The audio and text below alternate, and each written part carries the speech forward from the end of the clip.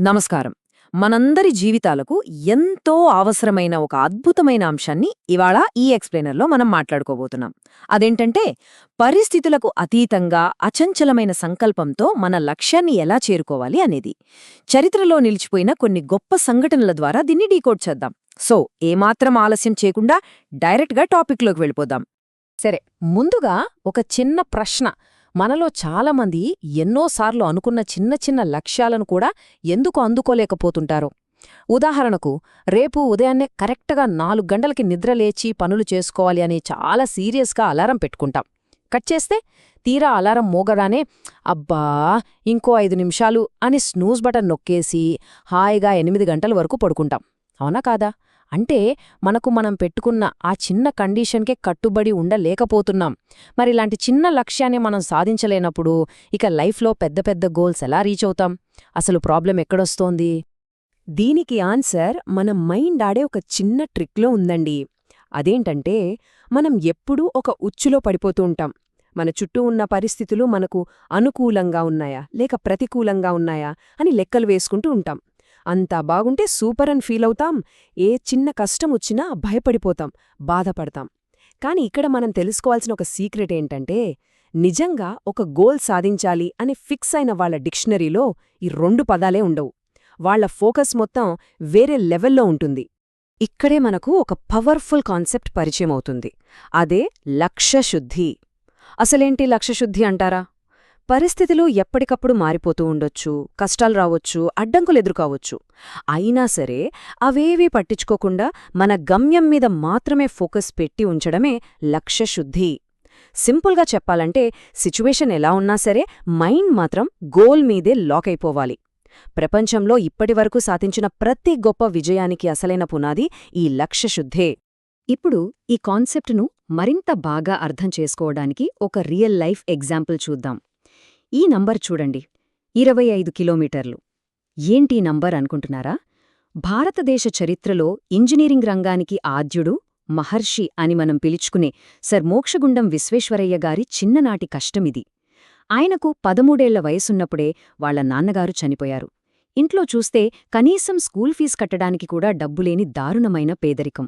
అయినా సరే ఆయన మైండ్లో ఒకే ఒక్క గోల్, తాను ఇంజనీరింగ్ చదువుకోవాలి అని. దానికోసం ఆ చిన్న వయసులో ఆయన ప్రతిరోజూ నడిచిన దూరం ఇది. ఆలోచించండి, 25 కిలోమీటర్లు. ఆయన డైలీ రొటీన్ వింటే నిజంగా మనకు రోమాలు నిక్కబడుచుకుంటాయి. ఉదయాన్నే లేచి 10 మైళ్లు నడిచి వెళ్ళి ఒక మంత్రిగారింట్లో పిల్లలకు ట్యూషన్ చెప్పేవారు. మళ్లీ సాయంత్రం 10 మైళ్లు నడుచుకుంటూ వెనక్కి వచ్చేవారు. ఇక రాత్రిపూట ఆ సంపాదించిన కొద్దిపాటి డబ్బుతో తన చదువు కొనసాగించేవారు. ఈ ప్రాసెస్లో ఆయన పేదరికం గురించి కానీ, అమ్మానాన్నల సపోర్ట్ లేదనే బాధ కానీ ఏ కోసానా ఫీల్ కాలేదు. ఎందుకంటే ఆయన మైండ్ ఆ కష్టాలన్నింటినీ కంప్లీట్గా ఇగ్నోర్ చేసి కేవలం చదువు అనే లక్ష్యం మీదే ఫోకస్ చేసింది. ఆ కఠోరమైన శ్రమే పూణే ఇంజనీరింగ్ కాలేజ్లో ఆయనకు గోల్డ్ మెడల్ తెచ్చిపెట్టింది. ఇదే లక్ష్యశుద్ధికి అద్దం పట్టే మరో ఇన్స్పైరింగ్ స్టోరీ చెప్తాను వినండి. ఇది వరంగల్ ఇంజనీరింగ్ కాలేజ్లో చదివిన ఒక సాధారణ స్టూడెంట్ కథ. చేతిలో చిల్లిగవ్వలేదు, అయినా ఇంజనీర్ అవ్వాలనేది అతని డ్రీమ్. వాళ్ల అన్నయ్య ఇంటి బయట ఓ చిన్న వరండాలో పడుకుని చదువుకునేవాడు. ఒకరోజు ప్రాక్టికల్స్కి ల్యాబ్ బూట్లు కంపల్సరీ అని సర్క్యులరొచ్చింది. కాని కొనుక్కోవడానికి డబ్బుల్లేవు. దాంతో ఆ స్టూడెంట్ రాత్రి 7:30 దాటే వరకు ప్రిన్సిపల్ ఆఫీస్ బయట నిలబడి భోరున ఏడ్చేశాడు. అది చూసి ఆ ప్రిన్సిపల్ గారే స్వయంగా జాలిపడి షూస్ కొనిచ్చారు. కట్ చేస్తే, ఎక్కడైతే తను అవమానపడ్డాడో, ఎక్కడైతే కన్నీళ్లు పెట్టుకున్నాడో, కొన్నేళ్ల తర్వాత అదే కాలేజీకి సెంట్రల్ గవర్నమెంట్ కమిటీలో ఒక టాప్ ఇన్స్పెక్టర్గా తిరిగొచ్చాడు. ఆనాడు షూస్ కొనిచ్చిన ఆ ప్రిన్సిపల్ గారే స్వయంగా వెళ్లి పూలదండ వేసి ఆయనను లోపలికి ఆహ్వానించారు. కన్నీటి నుంచి కీర్తి వరకు సాగిన ఆ జర్నీ నిజంగా అమేజింగ్ కదా?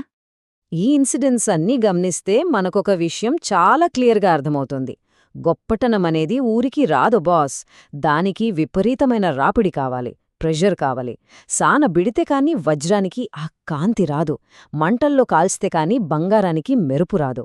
2 కర్రలను బలంగా రాపాడిస్తేనే నిప్పు పుడుతుంది. అలాగే కష్టపడి భూమిని తవ్వుతేనే జనం బయటకొస్తుంది. మన మైండ్ కూడా ఎగ్జాక్ట్గా అంతే. కష్టాలు, సవాళ్లు అనే ఫ్రిక్షన్ను తట్టుకుని నిలబడినప్పుడే అది అద్భుతాలను క్రియేట్ చేయగలుగుతుంది. ఇక్కడే మనం తెలుసుకోవాల్సిన మరో ఇంట్రెస్టింగ్ కాన్సెప్ట్ ఉంది. దీనినే అనిర్వేదం అంటారు.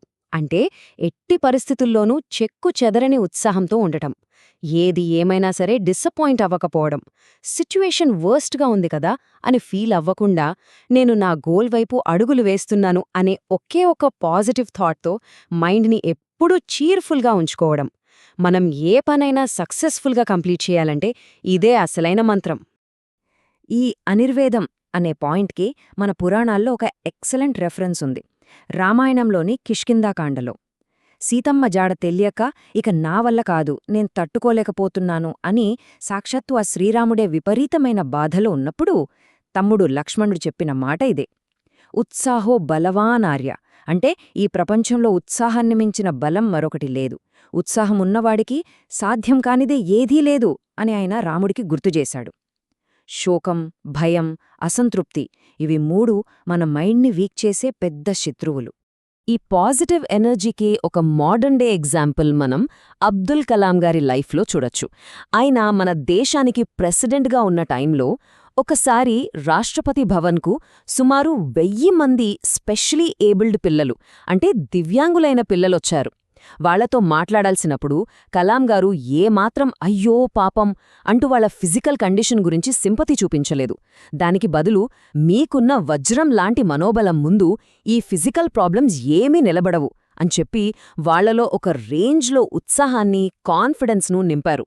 కలాం గారి స్పీచ్ విన్న తర్వాత అక్కడే ఉన్న ఒక ఇరాన్ దేశపు కుర్రాడు రియాక్ట్ అయిన తీరైతే లిటరల్గా గోస్ బంప్స్ తెప్పిస్తుంది. ఆ కుర్రాడికి కాళ్ళు లేవు. అయినా సరే నేలపై పాక్కుంటూ వచ్చి కలాం గారికి పర్షియన్ భాషలో తను రాసిన ఒక కవితనిచ్చాడు. అందులో ఏమున్నో తెలుసా? నాకు కాళ్ళు లేవని నేను ఏడవను. నాకు కాళ్ళు లేవు కాబట్టే ఏ మహారాజు ముందు కూడా నేను మోకరిల్లాల్సిన అవసరం లేదు. ఆ అద్భుతమైన ఫ్రీడమ్ నాకు మాత్రమే ఉంది. వాడే థాట్ కదా! తనకున్న లోపాన్నే ఒక అల్టిమేట్ స్వేచ్ఛగా మార్చుకున్న ఆ పిల్లాడి యాటిట్యూడ్ చూసి కలాం గారి కళ్ళలో కూడా నీళ్లు తిరిగాయి. That is the power of mind. ఇప్పుడు మనం మన లాస్ట్ హిస్టారికల్ స్టోరీకి వద్దాం. ఇది చాలా ఫేమస్ ఇన్సిడెంట్. దక్షిణాఫ్రికాలోని పీటర్మారిట్స్బర్గ్ రైల్వే స్టేషన్. తన దగ్గర ఫస్ట్ క్లాస్ టికెట్ ఉన్నప్పటికీ కేవలం నల్ల జాతీయుడు అనే ఒకే ఒక్క కారణంతో మహాత్మాగాంధీగారిని ఆ అర్ధరాత్రి గడ్డకట్టే చలిలో లగేజ్తో సహా ప్లాట్ఫామ్ మీదకు విసిరేశారు.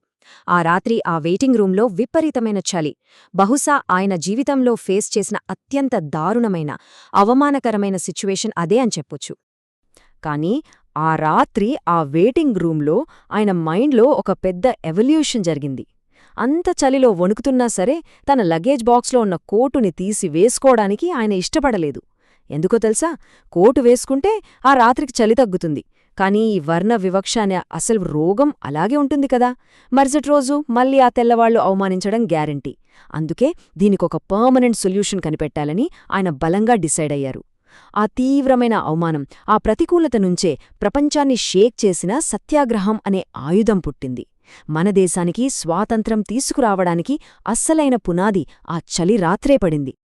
సో ఈ ఎక్స్ప్లెయినర్లో మనం విన్న ఈ అద్భుతమైన స్టోరీస్ అన్నింటి తర్వాత మన ముందున్న ఒకే ఒక్క పెద్ద ప్రశ్న ఇది. మన మైండ్ అనేది పరిస్థితుల ఒత్తిడిలో రూపుదిద్దుకునే ఒక వజ్రమా, లేక కష్టాలు రాగానే పగిలిపోయే ఒక గాజుమొక్క? పరిస్థితులు మనకు ఫేవర్ చేస్తున్నాయా లేదా అనేది ఇక్కడ అస్సలు పాయింటే కాదు.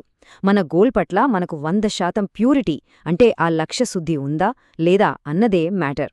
మన కండిషన్స్ మన లైఫ్ను డిసైడ్ చేయాలా, లేక మన స్ట్రాంగ్ విల్ పవర్తో ఆ పరిస్థితులను దాటుకుని ముందుకు వెళ్లాలా అనేది మన చేతిలోనే ఉంది.